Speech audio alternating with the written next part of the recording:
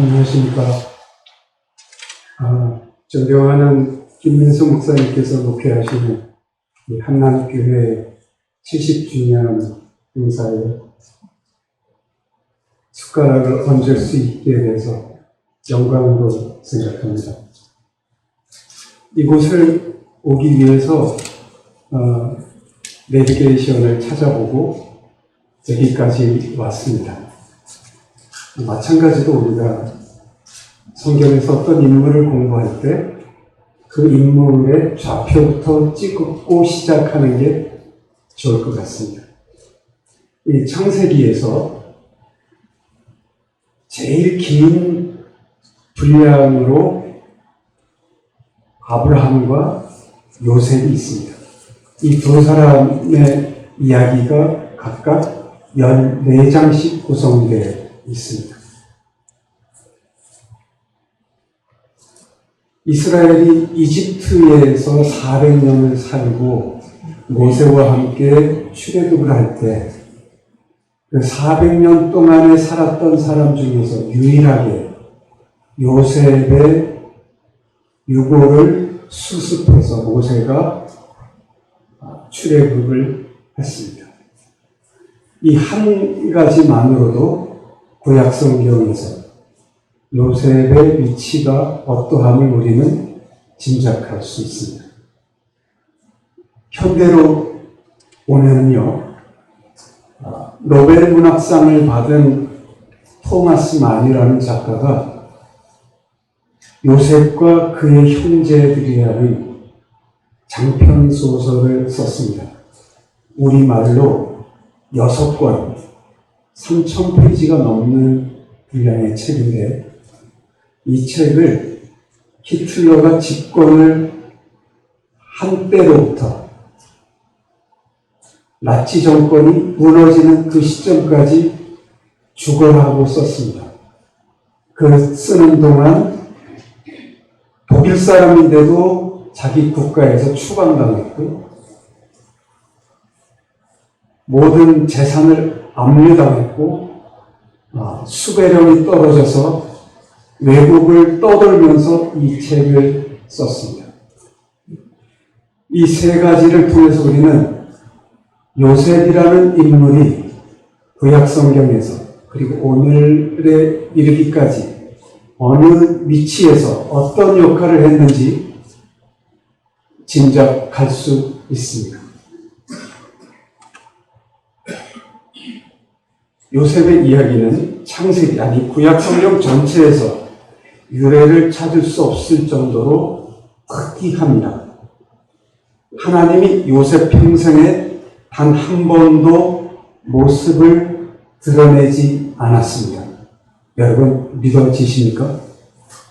110살의 요셉이 죽을 때까지 하나님은 요셉에게 철저하게 숨어 계셨습니다.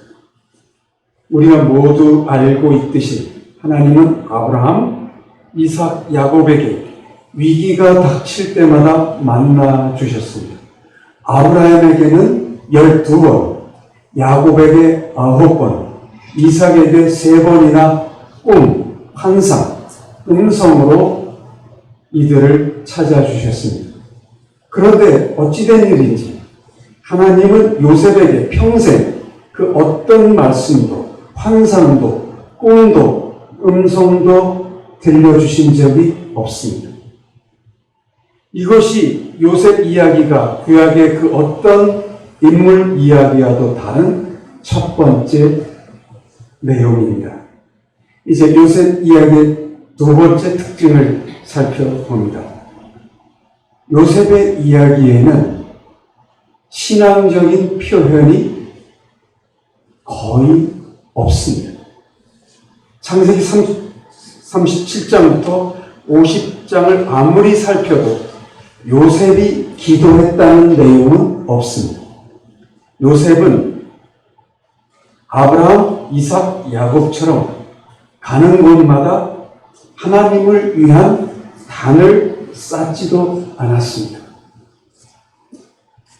창세기는 요셉이 평생 서너 차례만 하나님에 대한 언급을 한 것으로 기록했습니다. 보디발의 아내가 동참하자고 할 때, 바로 왕과 술과 빵 맡은 관원장이 꿈 이야기를 했을 때, 그리고 형들 앞에서 내가 요셉입니다 라고 밝힐 때, 그리고 죽기 직전 자기의 유언을 남길 때만 요셉은 하나님에 대해서 언급했고, 그 외에 창세기 37장부터 50장까지 요셉의 기록 속에 하나님에 대한 언급은 등장하지 않습니다. 적어도 요셉이 말하는 한에서는 그렇습니다. 그래서 신학자들은 창세기에서 요셉의 이야기를 세속화된 이야기라고 이야기합니다. 물론 나쁜 의미에서 세속화되었다는 뜻은 아닙니다. 요셉의 이야기는 하나님을 모르는 무신론자나 타 종교인도 쉽게 알아들을 수 있게 쓰여졌다는 의미에서 요셉의 이야기는 세속화된 이야기가 되겠습니다. 그래서 눈에 보이는 것만을 보면 창세기 요셉 이야기는 요셉이 하나님을 믿었다는 것인지 안 믿었다는 것인지 좀 헷갈릴 정도로 너무 종교적인 표현, 신앙적인 언급이 거의 드러나지 않습니다. 그렇다면 요셉의 이야기에는 왜 기도하고 찬양하고 예배를 강조하는 내용이 없을까요? 요셉이 무신론자처럼 기도도 안 하고 찬송도 안 부르고 주일 성수를 밥 먹듯이 빼먹은 나이롱 신자였기 때문에 그러했겠습니까? 물론 그렇지 않습니다. 그렇다면 요셉의 이야기에서 찬송, 기도, 예배가 강조되지 않은 것을 우리는 어떻게 이해해야 하겠습니까? 요셉은 약 80여 년 동안 이집트 총리로 살았기 때문에 정상적인 신앙생활은 불가능했습니다. 이집트 총리가 그 바쁜 세계 제국의 이집트 총리가 어떻게 안식일을 지킬 수 있었겠습니까? 게다가 바로 왕의 명령으로 이집트 신을 섬기는 제사장 딸과 결혼도 하고 이집트 이름도 하사받은, 그리고 머리를 빡빡 깔고 수염도 밀은 완전히 이집트 사람으로 80년을 산 요셉이 어떻게 신앙적인 생활을 우리들처럼 할 수 있었겠습니까? 그러니까 정통 유대교나 보수적인 기독교의 눈으로 볼 때 요셉은 곱게 보일 수가 없는 사람입니다.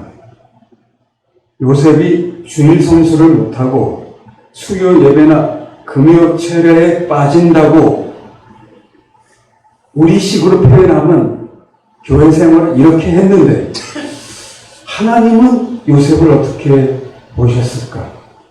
이런 생각 우리 한번 해봐야 하지 않겠습니까? 예수님은 마태복음 7장에서 말씀하셨습니다. 나더러 주여 주여 하는 자가 아니라 하나님의 뜻대로 행하는 자라야 하나님의 나라에 들어간다고 말입니다. 또 마태복음 25장에서도 예수님은 말씀하십니다.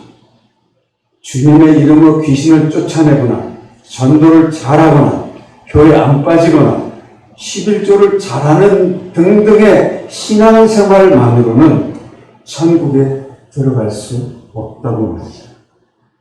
오로지 벌벗고 굶주리고 옥에 갇힌 이들을 주님을 대하듯이 대한 사람만이 천국에 들어갈 수 있다는 것이죠. 요셉을 공부할 때, 요셉을 이해하려고 할 때 우리는 예수님의 이 말씀이 담고 있는 진리를 놓쳐서는 안 됩니다. 이렇게 볼 때 요셉의 이야기는 굉장히 역설적입니다.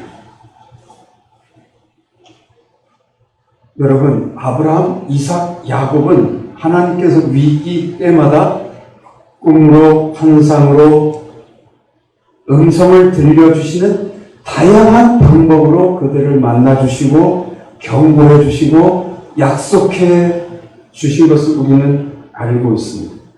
반면에 요셉은 하나님의 모습은커녕 음성 한 번도 듣지 못하고 꿈에 나타난 적도 없이 태어나서 죽을 때까지 하나님의 모습을 한 번도 보지를 못했습니다. 그런데 하나님이 그렇게 자주 나타나셔서 말씀해 주시고 위로해 주시고 경고해 주셨던 아브라함, 이삭과 야곱은 실수하고 넘어지고 자빠졌는데 하나님이 자기의 모습을 한 번도 보여주지 않은 요셉은 성경 어디를 살펴봐도 요셉이 실수하거나 흠이 있거나 삐뚤어진 길을 간 것을 우리는 찾을 수가 없습니다. 어떻게 이럴 수가 있습니까?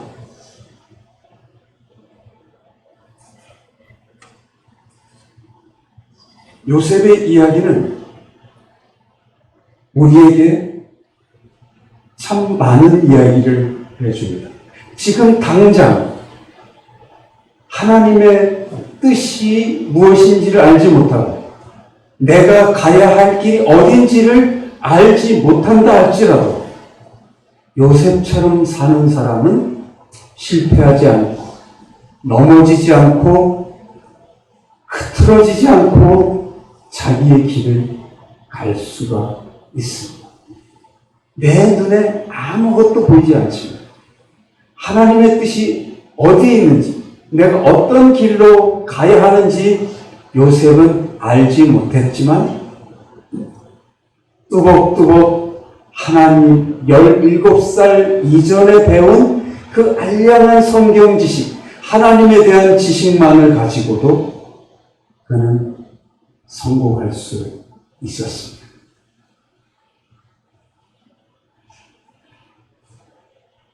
그렇기 때문에 요셉의 이야기에서 우리가 가장 확실하게 붙들어야 될 것은 이 눈에 찬송가에 있는 가사처럼 이 눈에 아무 증거 아니 보여도 믿음만을 가지고서 늘 걸을 수 있는 것. 그 삶을 요셉이 우리에게 보여줬습니다. 여러분 혹시 오늘 여러분의 삶이 암담하고 어디로 가야 할지 무엇을 해야 할지 잘 모르는 상황에 빠져 계시지는 않습니다. 그렇다면 요셉을 보시기 요셉을 단편적으로만 보면요 사실 흠이 없는 사람, 너무 완벽한 사람입니다. 정이 가지 않습니다. 여러분 어떤지 모르지만 저는 이런 사람에게 별로 가까이 가고 싶은 마음이 없습니다. 마음으로는 존경하지만 친구를 맺고 싶은 생각은 별로 없습니다. 왜냐하면 그의 옆에 설 때마다 내가 얼마나 부족한 사람인지 모간한 사람인지 드러날 것이기 때문에 저는 요셉을 붙들고 90년대 초반부터 지금까지 살아왔는데요. 요셉이 지금 우리와 같이 살아간다면 어떤 모습을 할까를 종종 생각합니다. 그냥 제 생각입니다만 요셉이 오늘 우리 곁에 살아간다면 10중 8구 방황도 못하고 하나님이 살아계시다는 걸 입증할 만한 간증 하나 할 수 없고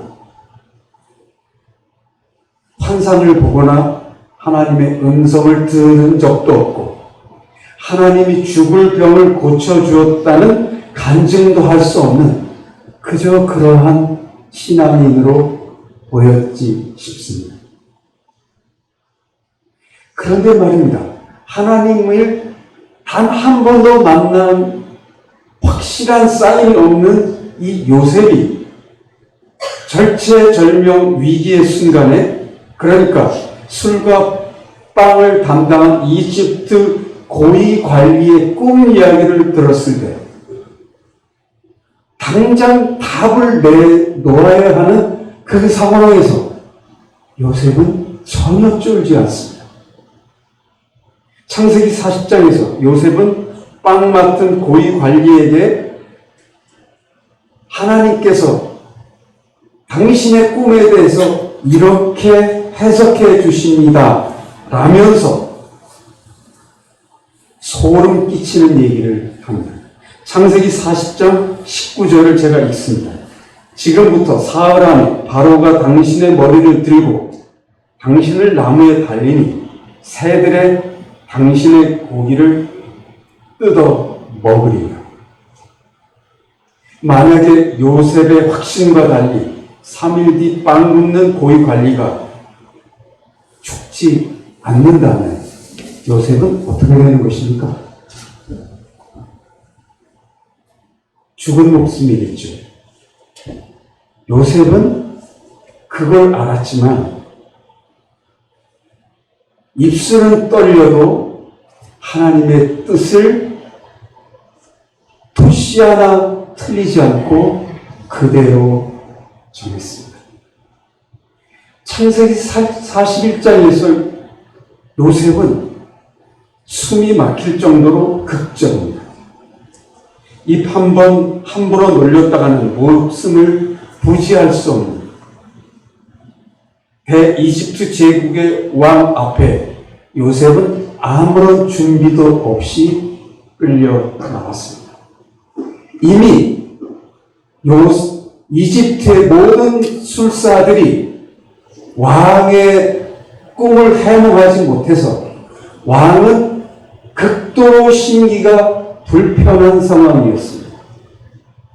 만약 요셉이 엉뚱하게 꿈을 해석하거나 마음에 들지 않는다면 죽을 수도 있는 그러한 절체절명의 순간이었습니다.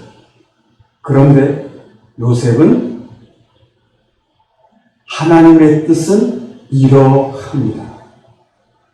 거침이 없이 이야기를 하고, 그래서 이렇게 하면 위기를 극복할 수 있을 것입니다 라고 이야기를 합니다. 대체 요셉은 평생 하나님의 목소리를 한 번 들은 적도 없고 하나님의 모습을 꿈이나 환상에서 본 적이 없고 하나님이 주시는 환상 속에서 어디로 가라, 어떻게 하라는 이야기를 한 번도 들은 적이 없는 이 사람이 어떻게 바로 앞에서 이렇게 당당하고 이렇게 확신 있게 하나님의 뜻을 전할 수 있었습니까? 우리는 왜 요셉처럼 하나님을 확실하게 만난 적이 없고 하나님의 음성을 들은 적도 없고 하나님 환상 속에서 하나님을 본 적이 없다는 것은 똑같지만 왜 우리는 매일의 삶이 흔들리고 왔다 갔다 하고 어지럽습니까? 이 차이가 도대체 어디에서 생기는 것입니까? 자, 한 가지만 더 말씀을 드리고 오늘 본문을 살펴봅니다. 한국교회 많은 목사님들과 성도님들이 요셉하면 꿈부터 이야기합니다. 요셉이 대제국 이집트 총리가 돼 하나님 앞에서 평생 흐트러짐 없이 살 수 있었던 것은 그가 17살 때 꾼 꿈 때문이라고 믿습니다.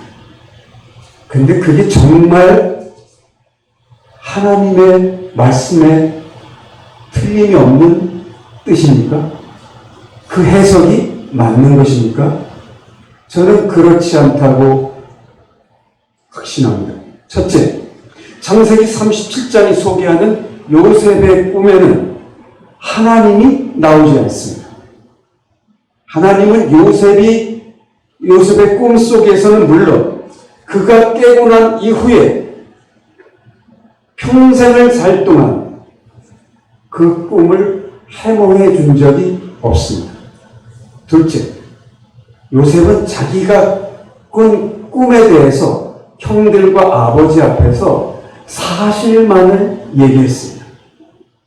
그 꿈이 이집트 총리가 될 꿈이란 이야기를 요셉은 평생 단 한 번도 한 적이 없습니다. 요셉이 자기 꿈에 대해서 한 이야기는 창세기 37장 7절과 9절이 전부입니다. 먼저 7절을 읽어드립니다. 우리가 밭에서 곡식단을 묶더니 내 단은 일어서고 당신의 단은 내 단을 둘러서서 절하더라. 다음은 9절입니다. 내가 또 꿈을 꾼즉 해와 달과 11별이 내게 절하더라.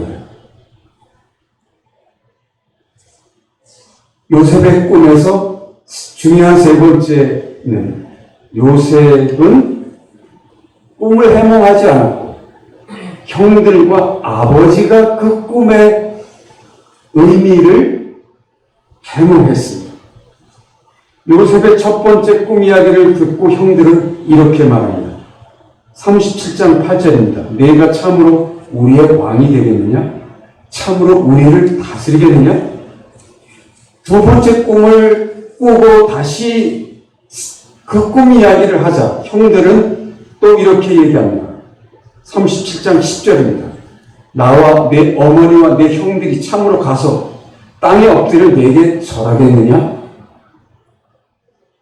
이 꿈을 꾸고 22년 뒤에 요셉과 형들은 이집트에서 만났습니다. 이때 요셉은 내가 요셉이라고 이야기하면서 분명하게 말합니다.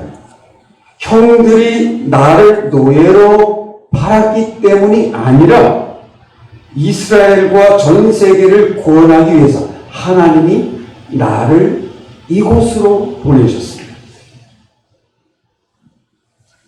요셉이 극심한 7년의 흉년에서 온 세상을 구원한 것은 하나님의 섭리 때문이지 요셉이 17살에 꾼 그 꿈 때문이 아니라는 것입니다. 이걸 착각하거나 잊어버리면 안 됩니다. 여러분은 이렇게 생각할 수 있습니다. 하나님이 말씀하셨던 하나님이 주신 꿈이든 다 그게 그거 아닙니까? 정말이에요. 하나님과 하나님이 주신 꿈은 하늘과 땅처럼 다릅니다. 어떻게 그게 같을 수가 있습니까? 요셉이 이집트 총리가 돼서 자신의 가족을 구하고 온 세상을 구하는 것은 하나님이 주신 꿈 때문이 아니라 하나님 때문이었습니다. 하나님의 섭리 때문이었습니다. 자, 이제 본문으로 가겠습니다. 오늘 본문은 117일이나 걸린 야곱의 장례식 이후 야곱의 12형제 사이에서 벌어진 일을 기록하고 있습니다. 야곱의 장례 절차가 모두 끝나자 형들은 37년 전에 요셉을 죽이려고 웅덩이에 쳐넣었다가 이집트 노예로 팔아버린 일로 보복을 당할까 두려움에 떨기 시작했습니다. 아버지가 살아계셨으니까 요셉이 가만히 있었지. 이제 아버지가 돌아가셨으니까 를 생각하니까 공포가 불안이 찾아온 것입니다. 아버지가 돌아가시자 형들은 젊었을 때 외할아버지 라반이 아버지 야곱을 죽이겠다고 득달같이 달려왔던 그 일이 떠올랐던 것 같습니다. 그리고 얼마 지나지 않아서 그 큰아버지 에서가 야곱을 죽이겠다고 400명을 거느리고 쫓아올 때 야곱의 온 가족을 몇 무리로 나눠서 한 무리가 죽으면 또 다른 무리는 살 수 있도록 이렇게 죽지 않기 위해서 야곱과 온 가족들이 공포에 떨면서 불안했던 그 일이 생각났던 것 같습니다. 형들은 큰 아버지 에서보다 자기들이 더 받지 못할 짓을 했다는 것을 너무나 분명하게 알았습니다. 아버지 야곱은 에서의 장자권을 훔친 것에 불과하지만 자기들은 요셉을 죽이려고 구덩이에 쳐넣었다가 이집트 노예로 팔아버리지 않았습니다. 그랬으니 에서가 야곱을 죽이러 온 것보다 더 심하게 요셉이 우리를 보복할지 모른다는 불안에 휩싸이게 된 것입니다. 그래서 형들은 살기 위해서 집단 행동을 합니다. 아버지가 그런 유언을 남긴 적이 없지만 유언을 남긴 것처럼 합의를 해서 사람들을 요셉에게 보냅니다. 창세기 50장 16절 이하 제가 읽어봅니다. 총리각하 아버지께서는 세상을 떠나시기 전에 저희 11형제를 불러놓고 당신의 말씀을 총리각하 아우님에게 이렇게 전하라고 하셨습니다. 형들이 악의로 한 일이건 마음을 잘못 먹고 한 일이건 못할 짓을 한 것을 용서해 주라. 아버지 유언을 언급한 형들의 말은 100% 거짓입니다. 성서 신학자는 단 한 명의 예외도 없이 형들이 살기 위해서 거짓말을 꾸며냈다고 단정 짓습니다. 사람을 보내서 요셉에게 이렇게 뜻을 전했는데 어쩐 일인지 요셉은 답을 하지 않았습니다. 그래서 형들은 더 불안해졌습니다. 그래서 이제는 모든 형들이 요셉 앞에 와서 무릎을 꿇는 정도가 아니라 엎드렸습니다. 총리 아우니 이제부터 우리를 종으로 부리든지 가나안으로 다시 되돌려 보내시든지 마음대로 하십시오. 그러나 아우님의 조카들과 형수님들을 보아서라도 목숨만은 살려주시기 바랍니다. 이때 요셉은 울었습니다. 17년 전에 하나님의 선함과 인도하심을 그렇게 눈물로 설명했는데 형들은 아직도 자기의 진심을 헤아리지 못하는 것을 보면서 요셉은 기가 막혔지 싶습니다. 창세기는 요셉이 형들 때문에 8차례 울었다는 사실을 창세기 37장부터 50장까지 기록하고 있습니다. 여러분, 이때 요셉의 나이가 56입니다.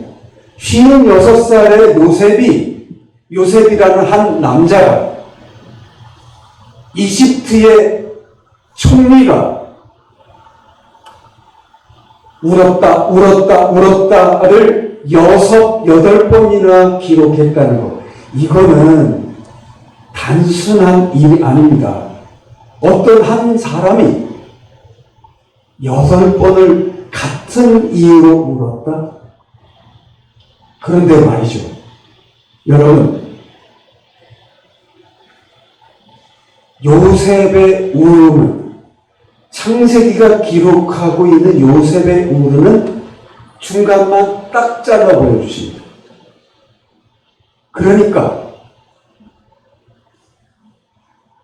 요셉이 38 이전에 울었던 눈물, 그리고 56살 이후 110살 그때까지의 눈물에 대해서 성경은, 하나님은 관심이 없습니다. 사실 여러분, 요셉의 삶을 잘 더듬어 보면 어려서부터 울 일이 부지기수였습니다.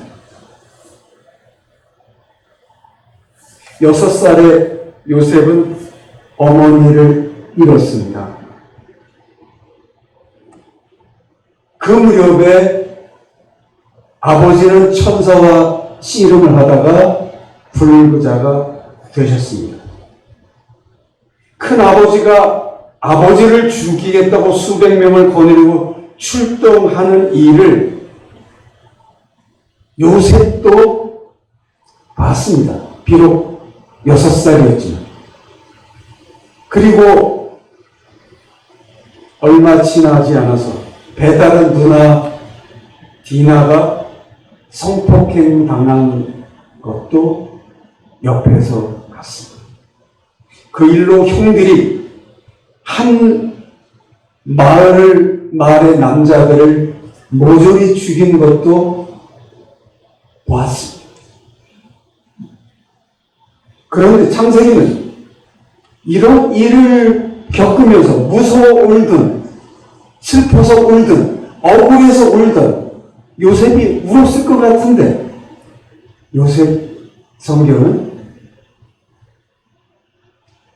그 눈물에 대해서는 한마디도 우리에게 전해주지 않습니다. 요셉이 56살 이후로 110살 때까지 이집트 총리로 살면서 얼마나 많은 일들을 겪었겠습니까? 그리고 세상 어디나 다 똑같죠. 어느 나라, 어느 곳에나 텃세는 있는 것이고, 요셉은 이집트의 노예로 온 놈이고, 보디발 장군의 아내를 거탈했다는 루머도 있고, 그런 사람입니다. 귀족 출신도 아니고. 그러니 그런 요셉이 그 오랜 기간 이집트 총리 대신을 할 때 얼마나 속 터지고 울고 싶고 괴로울 때가 많았겠습니까?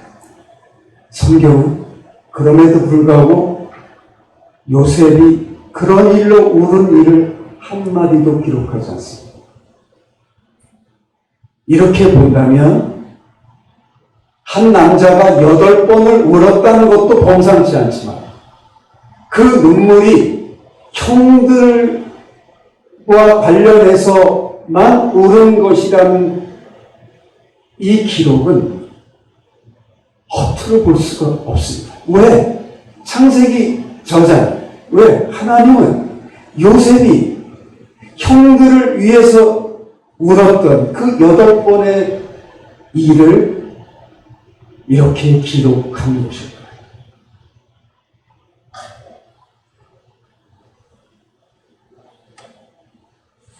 아까 모두에 말씀드렸습니다. 토마스 만이 3,000페이지가 넘는 요셉과 그의 형제들이라는 소설을 쓴 것은 목적이 분명했습니다. 히틀러가 유대인 600만 명을 비롯해서 수를 헤아릴 수 없는 사람을 살육하는 저 끔찍한 야만을 되돌릴 유일한 방책이 요셉에게 있다는 것을 토마스 만은 확신했습니다. 요셉의 눈물만이 이 미친 세상, 이렇게 사람을 집단적으로 죽이고 가두고 인간성을 파괴하는 이 세상을 되돌릴 수 있다고 토마스 만은 확신했던 것입니다. 그래서 16년 동안 이국을 떠돌면서 히틀러에 맞서서 이 책을 썼던 것입니다. 제가 좋아하는 시인 김현수는 슬픔이란 시에서 이렇게 얘기했습니다. 슬픔 안에 있으면 나는 바르다. 예수님은 십자가를 지시기 전에 감람산에서 예루살렘을 바라보면서 우셨습니다. 아버지가 돌아가시고 난 뒤 형들이 살려달라는 애원을 들었을 때 요셉도 울었습니다. 우리 시대 사람들은 너나 할 것 없이 사람 고쳐 쓰는 거 아니다. 사람은 절대 변하지 않는다는 등등의 말들을 자주 합니다. 요즘은 절대 그런 말을 해서는 안 될 것 같은 목사님, 스님, 신부님들도 사람 절대 안 변해. 안 고쳐져. 이런 얘기를 하십니다. 그런 기준으로 볼 때 야곱의 10 아들만큼 고쳤을 수 없을 것 같은 사람들도 흔치 않습니다. 그들은 많은 역경과 고난을 당하면서도 진심으로 회개하지 않았습니다. 처음엔 새빨간 거짓말을 이용해 세겜성의 남자들을 집단으로 살인하더니 동생 요셉을 죽이기 위해서 형제들은 공모하고, 그리고는 아버지에게 가서는 요셉이 짐승에게 잡아먹혔다고 또 거짓말을 합니다. 그로부터 20년이 지나 이집트에서 죽을 위기에 처하자 유다는 바로 요셉 앞에서 뭐라고 얘기했습니까? 11번째 동생은 짐승의 밥이 되었습니다. 이랬던 형들을 변화시킨 것은 요셉의 눈물이었습니다. 우리 모두는 예수님이 산상수훈을 통해 하셨던 말씀을 기억합니다. 한번 따라해 보실까요? 애통하는 자는 복이 있나니. 기도하겠습니다.